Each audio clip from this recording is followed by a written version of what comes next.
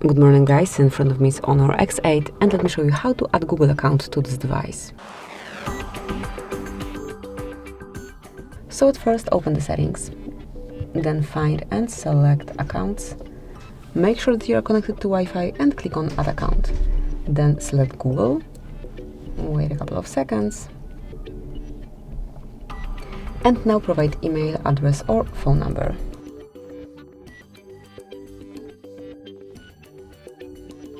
And tap on next. Now provide the password, so let me do it off the screen. And as only the password is entered, tap on next. Here mark if this device is yours or if it's belong to your kids. Then tap on I agree to confirm all the terms and conditions.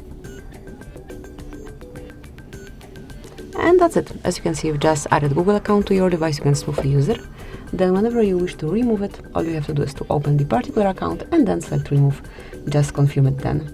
So that's it. That will be all. Thank you for watching. Please subscribe our channel and leave the thumbs up.